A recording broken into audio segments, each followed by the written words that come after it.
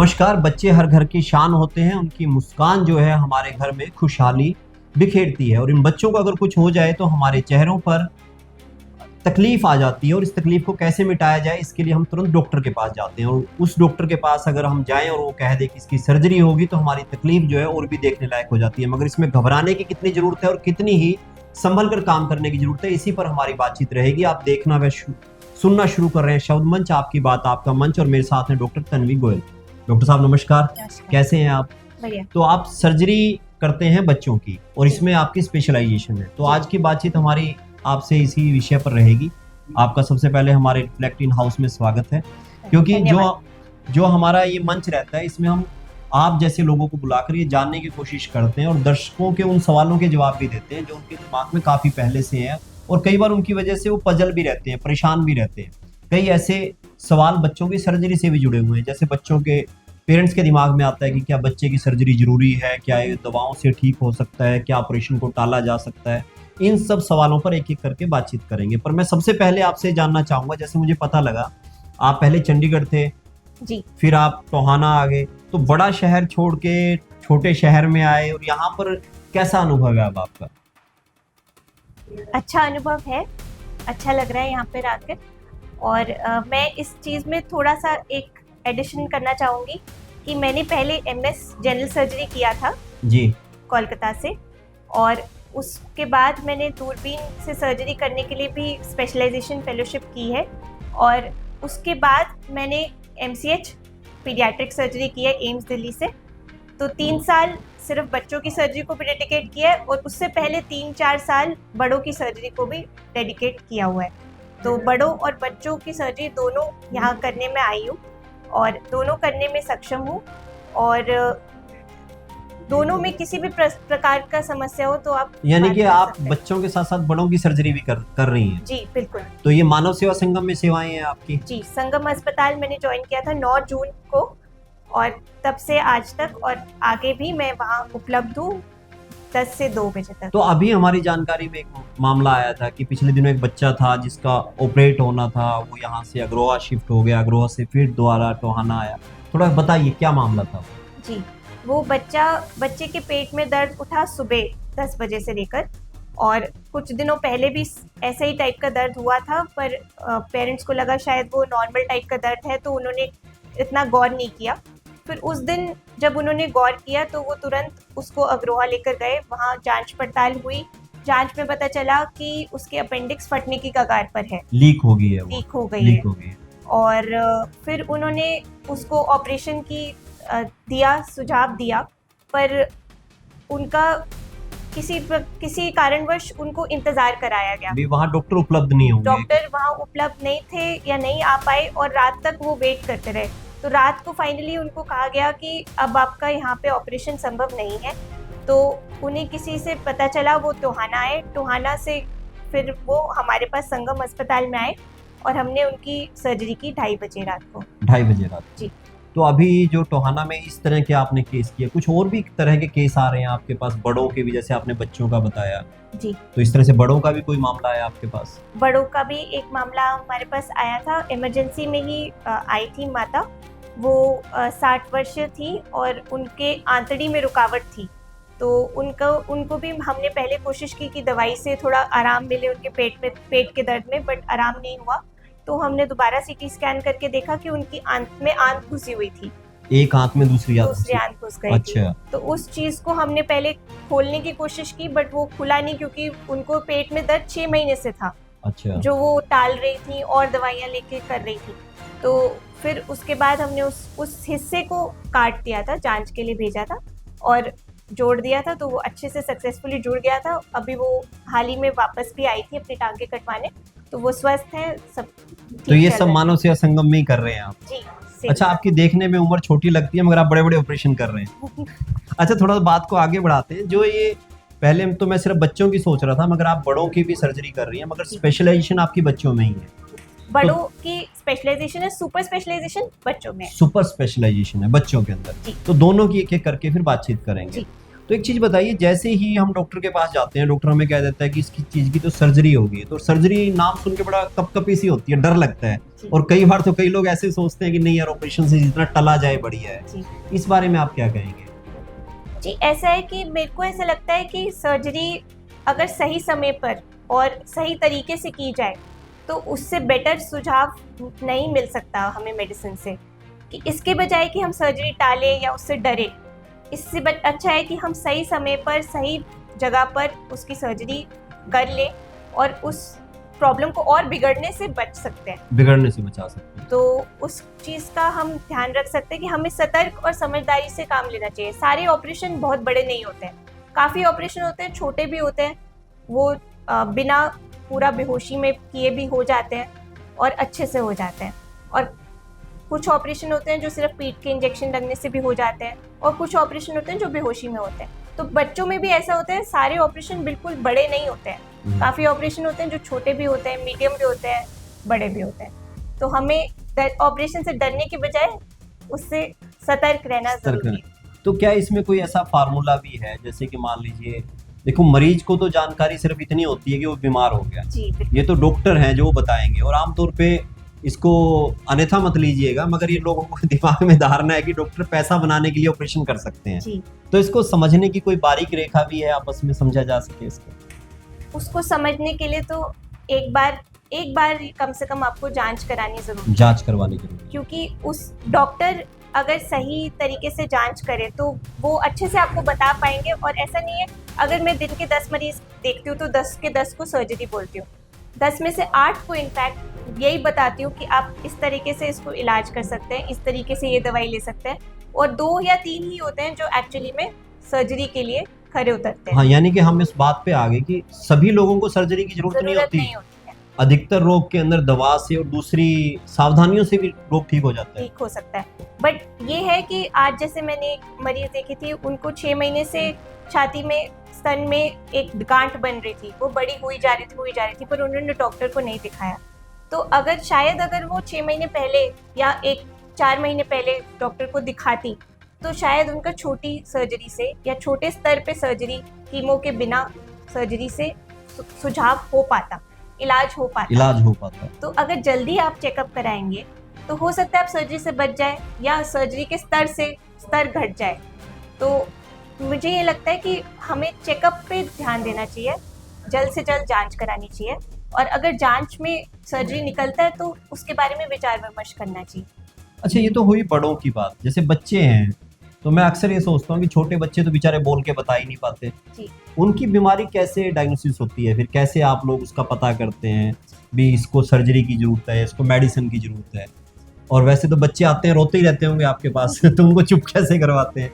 जी, तो इसमें बच्चों की सर्जरी में रोल होता है बहुत ज्यादा माता पिता का जी। और सबसे ज्यादा रोल होता है माता का, क्योंकि जो छोटा बच्चा होता है उसको ज्यादातर संभालती माता है, तो वो उनको फीड करती है, उनको देखभाल करते हुए जो उनको दिखता है, दिखाई देता है, कुछ भी वो चेंज नोटिस करती है तो वो लाती है। तो हमें हमेशा सिखाया जाता है कि आपने हमेशा सबसे ज्यादा विश्वास करना है माता का, माता की बात पे, और उनकी बात को फिर अपने हिसाब से टेस्ट करके फिर देखना है कि ये बात सच में सर्जरी करने लायक है या कुछ इंटरवेंशन के लायक है, या दवाई से या और इलाज से हो सकती है। यानी बच्चे की मदर भी जो बताती है, आप फिर उसको फिर जांच करते हैं उस बात फिर हम को उसको भी, कहीं cross उसका check वहम तो नहीं है, कहीं जी, उसका बिल्कुल। मोह तो नहीं है जिसके लिए वो कह रही है बार बार। जी बिल्कुल। तो ये आपका रहता है। अच्छा, जो बच्चे हैं, बच्चे तो जैसे मैंने एक बार पिछले दिनों बातचीत की तो मुझे बताया गया 20 साल 18 साल तक बच्चा ही होता है जी व्यक्ति, बिल्कुल। आप उसको बच्चा ही मानते हैं 18 साल तक। तो ये जो बड़े बच्चे होते हैं, तो क्या इनमें भी ऑपरेशंस की कोई संभावनाएं रहती हैं? जी, जैसे मैंने आपको बताया, अभी हमने हाल ही में 9 साल के हाँ, बच्चे वो का आप 9 ऑपरेशन साल किया के था। बच्चे, तो इसमें किस तरह के ऑपरेशन रहते हैं इनके बच्चों? जी, जैसे आंत में रुकावट हो सकती है, आंत में फटना हो सकता है, या अपेंडिक्स की समस्या ज्यादातर बच्चों में आती है, बड़ों से ज्यादा बच्चों में आती है। अपेंडिक्स बच्चों की फटने के कगार पे जल्दी आ जाती है, बच्चों की जल्दी आ जाती है क्योंकि वो छोटी होती है, पतली होती है, तो वो वैसे ज्यादा जरूरी नहीं होती, बट अगर वो फटने की कगार पे आए तो वो पूरे पेट में इन्फेक्शन फैलाने की इसलिए उसका क्षमता रखती ऑपरेट है, करना जरूरी होता तो इसलिए उसका इमरजेंसी में ऑपरेट करना जरूरी होता है। बाकी पथरी रह सकती है, बच्चों में भी पथरी रह सकती है, गुर्दे में भी, पित्ते में भी, और बच्चों में हर्निया की भी समस्या रह सकती है। जैसे बड़ों में होती है वैसी बच्चों में भी रह सकती है, तो हर्निया का ऑपरेशन कराना ज़रूरी रहता है। कुछ हर्निया होते हैं, जैसे धुन्नी में हर्निया होता है, तो उसका हम 2-3, इवन कुछ किताबों में लिखा है 5 साल तक भी वेट कर सकते हैं। धुन्नी के ऑपरेशन का धुन्नी- 5 साल तक वेट कर धुन्नी के हर्निया का, हर्निया का। अच्छा, तो उसका हम वेट कर सकते हैं। तो ऐसे ही हाइड्रोसील जो होता है, बड़ों में हमेशा ऑपरेशन होता है, बट अगर बच्चों में करना हो तो 2 साल तक किया जाता है कि वो बॉडी में रीअब्जॉर्ब हो सकता है। तो कहने का अर्थ ये है कि बच्चों और बड़ों की बीमारियां चाहे सिमिलर हो, बट उनका इलाज भी अलग अलग होता है। अच्छा, एक बात अपनी हो रही थी बनावट के बारे में कि बच्चों में अधिकतर समस्याएं बनावट की वजह से होती है। आप कुछ मेरे को बता रहे थे कि उनका पेट फूल जाता है, उनको कुछ यूरिनल में या किसी और चीज़ों में तकलीफ होती है। वो किस तरह की बीमारियां होती है बच्चों में और उसको कैसे पहचाना जा सकता है? जी, जो बनावटी बीमारियां होती है काफ़ी बार ज़्यादा से ज़्यादा अर्ली स्टेज में, जब बच्चा पैदा होता है या बच्चा 1-2 महीने का होता है, तभी पकड़ में काफ़ी बार आ जाती है। क्योंकि बनावटी परेशानी होती है, जैसे उसका लैट्रिन का रास्ता नहीं बना, हाँ। या गलत जगह पे बना है, वैसे ही पेशाब का रास्ता गलत जगह पे बना है, नहीं बना तो पॉसिबल नहीं होगा, बट गलत जगह पे है।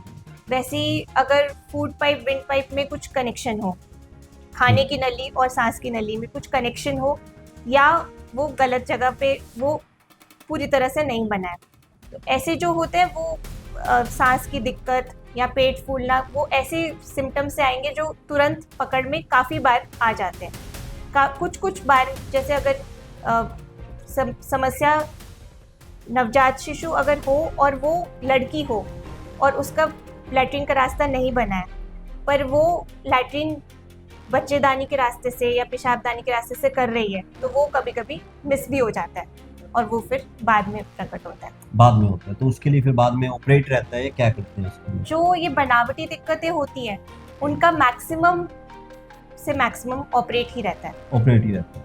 अच्छा, पीछे जैसे कुछ एक मामले आते हैं, कई बार हमारी भी जानकारी में, एक बच्चा है वो पैदा होता है, कई बार प्रीमेच्योर बच्चे पैदा हो जाते हैं और उनमें कुछ ना कुछ कमी रह जाती है, जैसे उनका पेट फूलना शुरू हो जाता है, उनको सही ढंग से टॉयलेट नहीं आ रहा होता, तो इसमें भी ऑपरेट की कोई बात होती है, इन जनरल ठीक हो जाती है? जो प्रीमेच्योर बच्चे होते हैं उनकी कितनी, एक तो प्रीमेच्योरिटी है ये देखा जाता है, और क्या क्या समस्याएं आ रही है ये देखा जाता है। तो काफ़ी बार वो आईसीयू में भी रखे जाते हैं ताकि वो उनकी ग्रोथ हो सके नॉर्मल बच्चे के लेवल तक।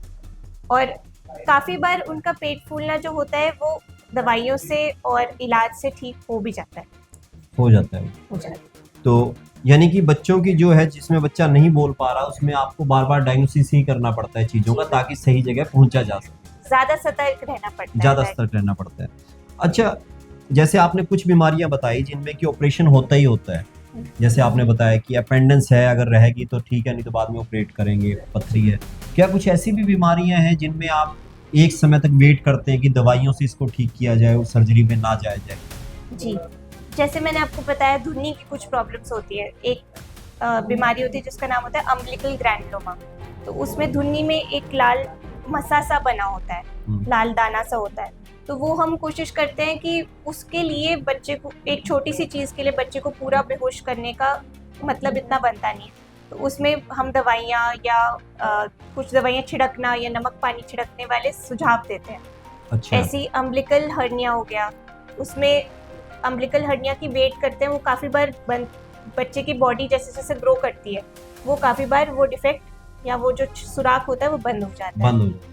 वैसे ही हाइड्रोसील होता है, वो भी जैसे जैसे बच्चे की बॉडी ग्रो करती है, वो छोटे से सुराख से पानी आ रहा होता है, तो वो सुराख बंद हो जाता है और पानी अंदर बॉडी में अब्जॉर्ब हो जाता है। तो ऐसी है कुछ चीज़ें जिनमें दवाई से या वेट करने से हो जाता है इलाज। यानी ये 2 ही सवाल थे, एक सवाल का आपने जवाब दे दिया है। कुछ बीमारियां अपने आप समय अनुसार भी ठीक हो जाती है। दूसरी बात मेरा ये मानना था, जैसे आपने बताया कि दवा कुछ नमक छिड़क के कुछ, तो क्या कुछ ये दो दादी और नानी के नुस्खों के बारे में बात होती है अक्सर, और ये कहा जाता है कि नहीं, कि ये तो तुम लोग दवाइयाँ गलत दे रहे हो, हमारे समय में तो बच्चे ऐसे ही हो जाते थे, बच्चों को तो हम इस तरह की दवाई देते थे, और उस तरह की दवाई कई बार लगता है कारगर भी हो रही है, तो इसके बारे में आपका क्या कहना है?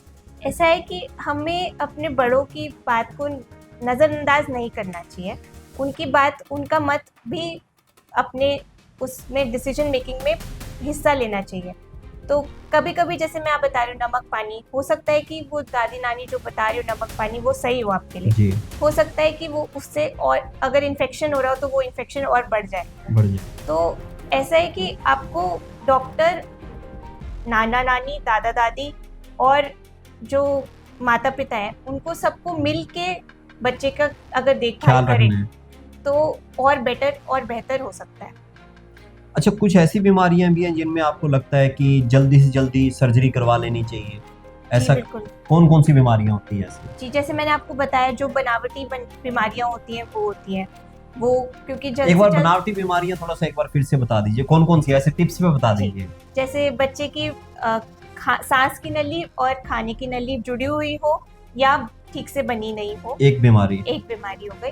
फिर जैसे जो बच्चे का पेट फूल रहा हो, आंत में कुछ रुकावट हो, छेद हो, या लैट्रिन का रास्ता ना बना हो या ठीक जगह पे ना हो, दूसरी। दूसरी। फिर आंत में कुछ कुछ प्रॉब्लम होती है जैसे कि जिसको बोलते हैं हर्शप्रंग डिजीज, या पेट में कुछ कुछ प्रॉब्लम होती है जिसको बोलते हैं पाइलोरिक स्टेनोसिस, पेट में रुकावट, आंत में रुकावट, अट्रेजिया, वो सब जो है वो एकदम इमरजेंसी कंडीशंस है, वो उनके लिए वेट हमें नहीं करना चाहिए। नहीं करना चाहिए। और अपेंडिक्स जैसे Appendix है इसके। हर्निया भी, जैसे जब भी हमें पता चले कि हर्निया है बच्चे में, वो भी ऑपरेट कराना चाहिए। क्या जन्म के समय जो बीमारियां पता लगती हैं, क्या उनको चलने देना चाहिए या फिर उसको तुरंत उसी वक्त ही ठीक करना? कई बार ऐसा होता है ना कि बचपन में जो ऑपरेशन हो जाए वो ज्यादा बेटर होते हैं, जी या काफी ऐसा बार। ऐसा कहा जाता है, मैं इसलिए पूछ रहा हूँ, मेरे को नहीं पता, आप बताएंगे ये। तो ऐसा है कि जैसे मैंने बताया, एक ग्रुप हो गया जो बीमारियां समय से जैसे 2-3 साल बाद ठीक हो जाती है, जैसे अम्बिलिकल हर्निया, हाइड्रोसील और ये सब। और कुछ बीमारियां जो कम लेवल पे होती हैं, जैसे अगर तांदुआ हुआ बच्चे हाँ, को, दांत के टंग के नीचे। तो कुछ अगर बच्चा टंग ऐसे निकाल पा रहा है लोअर लिप के बाहर, तो वो एक टेस्ट होता है कि बच्चे को ऑपरेशन की ज़रूरत नहीं है, ठीक है। तो उसकी डिग्री देखा जाता है। अगर तो वो नहीं ऐसे नहीं निकाल पा रहा है तो उसको बाद में चलकर उसको बोलने में, खाने पीने में दिक्कत आ सकती अच्छा, है। खाना खाने में भी दिक्कत आती है, जी। तंदुआ नहीं होता। अगर बहुत ज़्यादा जुड़ा हुआ हो तो फिर दिक्कत आ सकती है ना। और कुछ बीमारियां जैसे बनावटी बीमारियां हो गई, हर्निया हो गया, अपेंडिक्स हो गई, ये सब बीमारियां तुरंत ऑपरेशन करानी चाहिए। तुरंत ऑपरेशन। तो ऐसे हमें कैटेगराइज करना पड़ता है कि कौन सी एकदम इमीडिएट है कि कराना चाहिए, एक है जो हम रुक सकते हैं 2-3 साल तक, एक है जो हम देखेंगे कि कितना सीवियर है। अगर वो इतना सीवियर नहीं है तो रुक भी सकते हैं, अगर सीवियर है तो कराना चाहिए। तो ये बड़ों में भी इस तरह की कुछ बीमारियां हैं, जैसे तो बच्चों की बताई है आपने तंदुआ, तो बड़ों में भी इस तरह की कुछ बीमारियां हैं जिनमें तुरंत ऑपरेशन करवा लेना चाहिए, रुकना नहीं चाहिए? जी बिल्कुल, अगर बड़ों में भी अपेंडिक्स हो तो अपेंडिक्स तो बड़ों में भी फट सकती है। जब दर्द करेगा आपको, तो जब दर्द हुआ, जब डायग्नोसिस हुआ तभी करानी चाहिए।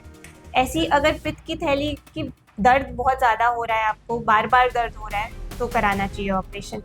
आंत में कुछ प्रॉब्लम हो, रुकावट आ रही हो या आंत फट रही हो तो तुरंत ऑपरेशन कराना चाहिए, है ना। हर्निया भी, अगर हर्निया में कभी कभी रुकावट आ जाती है तो भी वो बड़ों में भी तुरंत ऑपरेशन कराना तुरंत चाहिए। ऑपरेशन। अच्छा, एक चीज बताइए कि आप तो बच्चे और बड़ों दोनों के बीच में माहिर हैं, बड़ों से तो बातचीत हो जाती है, बच्चे तो रोते ही रहते होंगे अगर उनको परेशानी है, जी तो उनकी परेशानी को कैसे जानते हैं आप लोग भी, इसको क्या परेशानी है? उसके पेरेंट्स भी नहीं बता पाते ऐसे समय पर तो? उसमें काफी हद तक सरप्राइजिंगली मतलब पेरेंट्स बता पाते हैं। अच्छा, बता तो पाते हैं। पेरेंट्स ही हैं जो हमें और अलर्ट करते हैं, जो हमें और गाइड करते हैं कि बच्चा जब लेटा हुआ था तब ऐसे मुंह बना रहा था, या वो मतलब कंफर्टेबल नहीं था, या वो रो इतना रहा था कि वो चुप नहीं हो रहा चुप था, नहीं हो रहा था। या वो उल्टियां कर रहा था और कैसी टाइप की उल्टी कर रहा था, कैसे वो अपना एक्सप्रेशंस बना रहा था, वो सब चीज़ें माता पिता क्योंकि दिन पर दिन देखते हैं बच्चे को, वो अच्छे से बता पाते हैं। बच्चों में कुछ ऐसे लक्षण भी आपको दिखाई देते हैं जो पेरेंट्स को आमतौर पे आप बताते हैं कि अगर इस तरह के लक्षण है तो थोड़ा ध्यान दीजिए, ये बच्चे को इलाज की जरूरत हो सकती है? जी जैसे अगर मैं इसको एक उदाहरण से हाँ, उदाहरण से बताइए। बताती हूँ। जैसे अगर हर्निया मैंने आपको बताया, अम्बिलिकल हर्निया में या नॉर्मल इंक्वाइनल हर्निया में हम वेट कर सकते हैं, बट अगर बच्चे का पेट फूल रहा हो या बच्चा उल्टियाँ कर रहा हो, स्पेशली अगर हरी या पीली उल्टी कर रहा हो, या बच्चे को लैट्रिन ठीक से नहीं पास हो रही है, तो ये 3-4 लक्षण हम बताते हैं कि तब आपको वेट नहीं करना है, तब आपको इमरजेंसी में लाना है और इमरजेंसी में फिर इसका सुझाव ऑपरेशन कराना है, हर्निया में भी, अम्बिलिकल हर्निया में भी और किसी भी हर्निया में। तो ये लक्षण है जिनकी जो तरफ लक्षण है ध्यान देना चाहिए। जो ध्यान देना चाहिए। अच्छा, आमतौर पे माता पिता में कुछ इल्यूजन भी होते होंगे, कुछ भ्रम भी होते होंगे किसी तरह के, आपके पास भी आते होंगे, इस तरह की भी कुछ बातें थोड़ा बताइए ताकि लोगों का मार्गदर्शन हो। जैसे किसी भी तरह के भ्रम हो सकते हैं जी, इसके ऊपर तो ऐसा लग रहा है कि हमें कोई किसी ने कुछ करवा दिया, या ये तो जब से वहां से आया है बच्चा तभी से रो रहा है, इसकी नानी के यहाँ से आया है, तो इस तरह की भी कुछ बातें होती हैं। जी बिल्कुल, ऐसे होता है कि माता पिता को लगता है कि बच्चे का जैसे एनवायरनमेंट चेंज हुआ है या स्कूल चेंज हुआ है या कुछ खाने पीने से बच्चे को गड़बड़ हो गई है।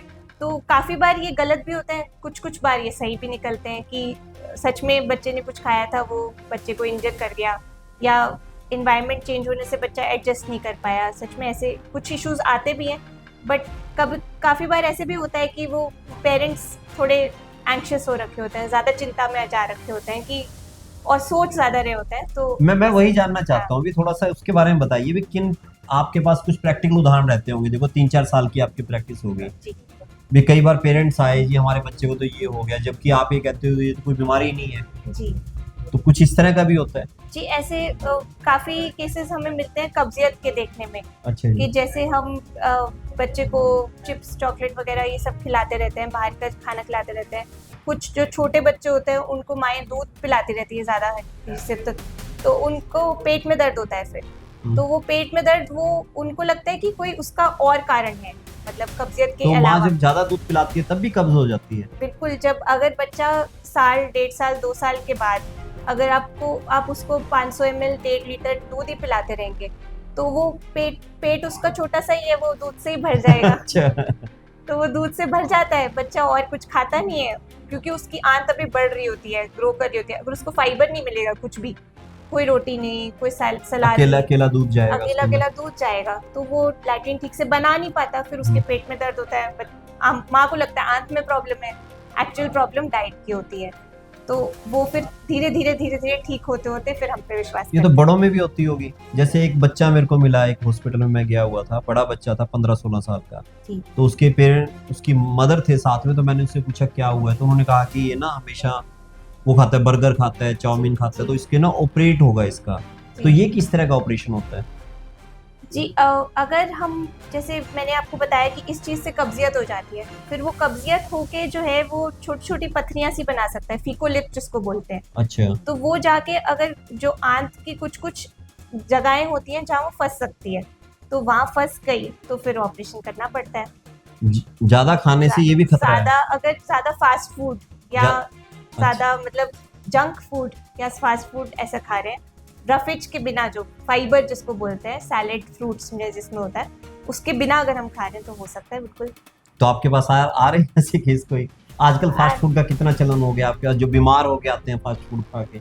मेरे पास वो आते हैं कि इन्फेक्टिव स्टेज में तो आ चुके हैं। ऐसे कुछ केसेस मैंने हाल ही में देखे हैं, जो एंटेरोकोलाइटिस जिसको बोलते हैं, गैस्ट्रोएंटेराइटिस, एंटेरोकोलाइटिस ऐसा होता है, वो पेट में दर्द लेके आते हैं। बिल्कुल। अच्छा, आप बड़े शहर में भी रह चुके हैं, अब छोटे शहर में आ गए हो, तो बड़े शहर की बीमारी और छोटे शहर की बीमारी, इसमें भी कोई फर्क नजर आया आपको? ऐसा कोई फर्क एक जैसी बीमारियां चल रही हैं? बीमारियां बिल्कुल सेम होती है, बच्चों को भी सेम, बड़ों को भी सेम? बड़ों को भी। अच्छा, एक चीज बताइए, अक्सर लोग आते हैं आपके पास और आपको कहते होंगे डॉक्टर साहब क्या बीमारी है बच्चे को, तो आप बताते हैं ये बीमारी है, या बड़ों के बारे में भी, जैसे आप बड़ों कहेंगे ये बीमारी है, तो क्या वो आपको ये भी कह देते हैं कि किसी अच्छे डॉक्टर को बताओ जहाँ हम दिखा सके? जी बिल्कुल, ऐसे भी कह देते हैं कि कुछ को लगे अगर कि हमारे में अनुभव कम है, या अस्पताल उनको कहीं और दिखाना है, या वो कहीं और जगह से बिलोंग करते हैं और उनको नज़दीकी अस्पताल का पता लगाना है, तो बिल्कुल वो पूछ सकते हैं। तो मेरा सवाल इसी से जुड़ा हुआ है, जो सेकंड ओपिनियन है, जिसको हम दूसरी राय बोलते हैं, ये कितनी जरूरी है आपके डॉक्टर के प्रोफेशन में? जी, सेकंड ओपिनियन मुझे जहाँ तक लगता है, ये मेरा खुद का ओपिनियन है कि पेशेंट की बीमारी और पेशेंट की कंडीशन पे डिपेंड करता है। तो अगर, और रिलेटिव्स की फेथ पे, अगर तो वो ट्रस्ट करते हैं कि हम कर पाएंगे, ये चीज़ का इलाज कर पाएंगे, और पेशेंट ठीक हो सकता है, तो फिर सेकेंड ओपिनियन की ज़रूरत नहीं है। ठीक है। अगर उनको लगता है कि उनको इतना फेथ नहीं बन पा रहा है, डॉक्टर का अनुभव कम है या ये बीमारी ज़्यादा सीरियस है, तो सेकेंड ओपिनियन उनको लेने में थोड़ा कंफर्टेबल लगता है कि हमने 3-4 जगह पूछ लिया और हमारे सेम सबका ओपिनियन है, और फिर वो डिसाइड कर लेते हैं कि हमें कहाँ फाइनली इलाज कराना चाहिए। अभी आप मानव सेवा संगम में हैं हॉस्पिटल जी में, बिल्कुल। यहाँ आपको क्या कंफर्टेबल लगता है कि क्या क्या बीमारियां हैं जिनका आप इलाज कर रहे हैं और क्या क्या है इनका इलाज कर सकते हैं? जी। मैं आपकी योग्यता पे कोई सवाल नहीं कर रहा, बिल्कुल। फिर भी थोड़ा सा हमारे दर्शकों को बताइए कि किस किस बीमारी के लिए वो आपके पास आ सकते हैं, जी। खुल के आपसे बातचीत कर सकते हैं, किस किस तरह का इलाज आप कर रहे हैं आज के वक्त में? तो छोटे से मैं बड़े पर जाती हूँ। हाँ तो जी। छोटे में जैसे कोई भी सिस्ट है, कोई भी गांठ है, कोई भी रसोली है जो आपको लग रहा है कि ये सही नहीं है, तो वो आपको आके जांच करानी चाहिए। उसका छोटा सा ही ऑपरेशन होता है। हम चैरिटेबल अस्पताल है, तो रेट भी कुछ ऐसे नहीं है कि बहुत आपको खर्चा करना भी पड़ेगा। खर्चा कोई इतना बड़ा ऐसा खर्चा कुछ नहीं है बड़ा डॉक्टर के ना नाम से। बड़ा खर्चा है, ना बहुत ज़्यादा ऐसे है कि आपको स्टे भी ज़्यादा दिन करना पड़ेगा। अगर ओपीडी बेसिस पे उनका इलाज हो सकता है। ऐसी अगर थोड़ा बड़ा पे जाएं तो अपेंडिक्स का ऑपरेशन हो गया, हर्निया का हो गया, पित्त की थैली का ऑपरेशन हो गया, तो ये आम ऑपरेशन होते हैं, ये आराम से हम कर सकते हैं। हमारे पास सारी सुविधाएं जो दूरबीन वगैरह हैं सब उपलब्ध हैं, और आप आएँ, चेकअप कराएं और हम आपका ऑपरेशन करेंगे। और बच्चों में जो हर्निया, हाइड्रोसील, जो बच्चे का अंडकोश नीचे नहीं आता है, बच्चे की लैट्रिन की, पेशाब की धार या सही रास्ता नहीं बना है, वो सब ऑपरेशन हम कर सकते हैं। तो ये जैसे मरीज आपके पास आया, ये कितना क्या क्या प्रोसीजर रहता है कि हम वहाँ आएंगे, आपको दिखाएंगे, फिर आप ऑपरेशन डिसाइड करेंगे, ये कितने समय तक चलता है? यानी कि 1 दिन, 2 दिन, 5 दिन, एक कोई भी ऑपरेशन है, कितना कम से कम और ज़्यादा से ज़्यादा समय कितना हो सकता है? जी, तो छोटा ऑपरेशन जैसे अगर मैंने आपको बताया जैसे गांठ का रसोली, ये छोटा सब है, सब्र है। तो आधे पौने घंटे में आपके टेस्ट वगैरह हो जाते हैं, और 1-2 घंटे में मैक्सिमम आप फ्री हो जाते हैं हॉस्पिटल से। हॉस्पिटल से फ्री हो जाता है। हाँ, मतलब ऑपरेशन के समय। और जो थोड़ा बड़ा है, जैसे पित्त की थैली, अपेंडिक्स, हर्निया हो गया, तो उसमें आप 1-2 दिन मान के चले। जैसे एक दिन आपकी जांचें होंगी, अगले दिन ऑपरेशन होगा और उसके अगले दिन छुट्टी होगी। और जो थोड़ा और बड़ा ऑपरेशन हो गया, जैसे इमरजेंसी हो गई, जैसे मैंने आपको बताया वो 60 वर्षीय थी महिला, उनका इमरजेंसी में आई थी, पेट में दर्द काफ़ी दिन से था, 6 महीने से था, आंत में रुकावट थी, तो उसका उन केस में थोड़ा और वेट करना पड़ता, तो 4-5 दिन आप मान के चलें। अच्छा, एक सर्जरी के अंदर ये बात कही जाती है कि बहुत ज़्यादा दर्द होता है, ऐसा समझा जाता है, ये भी आप बताएंगे कि ऐसा कितना है? दर्द होता है और खतरनाक भी हो सकता है सर्जरी को, और खर्चीला तो आपने बताया कि ज़्यादा खर्च नहीं है, जी। तो ये खतरनाक और दर्दनाक ये होता है कि नहीं होता? जी, ऐसा है कि हर एक इंसान की दर्द सहने की क्षमता अलग-अलग होती है, और दर्दनाक पहले दिन तो अवश्य होता है, ठीक है। पहले दूसरे दिन तो रहता है, बट अगर तीसरे दिन और उसके बियॉन्ड भी दर्द हो रहा हो, तो वो सही नहीं है। वो सही नहीं है। तो वो दर्दनाक इतना नहीं होता है ऑपरेशन, कोई भी ऑपरेशन, बड़ा और छोटा सब। और ऐसे खतरनाक को कहने का, तो छोटे ऑपरेशन तो आमतौर पे खतरनाक नहीं होते हैं। बड़े ऑपरेशन में भी अगर सावधानी से किए जाए तो मोस्टली खतरनाक नहीं होते हैं। आपके पास बच्चे के ऑपरेशन के लिए, महिला के ऑपरेशन के लिए, पुरुष के ऑपरेशन के लिए आया जा सकता है। जी। आप तमाम तरह के ऑपरेशन कर रहे हैं। जी। तो इसके साथ आप थोड़ा सा ये सलाह और एडवाइस और दे दीजिए कि हम अपने आप को कैसे स्वस्थ रखें और आपकी कमाई को कम करने की बात की ऑपरेशन से कैसे बचें। जी बिल्कुल। तो अगर हम स्वस्थ रहने की बात है, तो हम अगर अपनी डाइट को और अगर अपने वाटर इनटेक को, मतलब अगर हम पानी या नींबू पानी या जूस वगैरह 2 से 3 लीटर दिन में पीते रहे, तो हम पथरी से भी बच सकते हैं, और कॉन्स्टिपेशन, जैसे मैंने बताया, कब्जियत से भी बच सकते हैं। कॉन्स्टिपेशन से कुछ बवासीर टाइप की बीमारियां होती हैं, उनसे भी बच सकते हैं। और बाहर का खान पान ज़्यादा ना करें, अपना घर का सादा खाना खाएं, ज़्यादा मिर्च मसाला वाली चीज़ें ना खाएं, तो हम काफ़ी ऑपरेशन से और काफ़ी परेशानियों से बच सकते हैं। और बाकी बात है कि अगर कोई भी परेशानी आती है तो उसका जितने जल्द से जल्द हम चेकअप कराते हैं, इलाज बाद में होता है, पहले चेकअप कराते हैं और डायग्नोसिस पे पहुंचते हैं कि हाँ मुझे ये बीमारी है, तो उतना जल्द से जल्द हमारे मन में जो प्रॉब्लम आ रही होती है वो भी हटती है और उससे जल्द से जल्द जो डॉक्टर है वो भी अच्छे से इलाज कर पाता है। अच्छा, आजकल बहुत से डॉक्टर हैं, जैसे हम भी चलो इस पे अपना सोशल मीडिया पे बातचीत कर रहे हैं, कई बार मैंने देखा है कि मेरी कुछ डॉक्टर से भी बातचीत होती है, आजकल लगातार हो रही है। वो कह रहे हैं कि कई लोग ना ये यूट्यूब पे या कहीं और देख के ना अपने मन में भ्रम भी पाल लेते हैं कि मेरे को ये बीमारी हो गई है, जी बिल्कुल, जबकि होती नहीं उनको। जी बिल्कुल। ऐसे लोगों को क्या कहना चाहेंगे? कि आप डॉक्टर के पास जाके एक्सपर्ट ओपिनियन लिए कि आप वाकई में आपको बीमारी है कि नहीं है, और बीमारी है तो कौन सी है, कितने लेवल पे है, क्या इलाज है, सब समझ के आए। ये लक्षण होना ही बीमारी होना नहीं होता, नहीं होता है, नहीं होता। बिल्कुल। इसलिए एक्सपर्ट डॉक्टर के पास जाएं जी और डॉक्टर की एक्सपर्ट ओपिनियन लें। जी बिल्कुल। तो आप जो यहाँ मानव सेवा संगम में आपसे कब मिला जा सकता है, कोई मिलना चाहे? जी बिल्कुल, मेरे प्रातः 10 बजे से लेकर 2 बजे तक और शाम को 5 से 6 बजे तक ओपीडी रहती है, और इमरजेंसी में किसी भी टाइम आप आए, मैं ऑन कॉल अवेलेबल हूँ। और कोई भी एक्सीडेंट केस या ऐसे आंतड़ी वाला, पेट में दर्द वाला केस होता है तो तुरंत इमरजेंसी वाले मुझे इन्फॉर्म करते हैं, कॉल जाता है। जी। कुछ और आप हमारे दर्शकों को बहुमूल्य कोई राय देना चाहेंगे, क्या बताना चाहेंगे? मैं बस ये कहना चाहूँगी कि बच्चे जो होते हैं वो बड़ों का छोटा फॉर्म नहीं होते हैं, तो बच्चों की जो बॉडी होती है, Formation फिजियोलॉजी होती है, जो जिसको हम एनाटॉमी और फिजियोलॉजी कहते हैं, मतलब जो आकार होते हैं और जो फंक्शन होते हैं बॉडी में वो अलग होते हैं, तो उनकी दवाइयाँ, उनकी बीमारियाँ, उनकी इलाज सब बड़ों से थोड़ा हटकर होती हैं।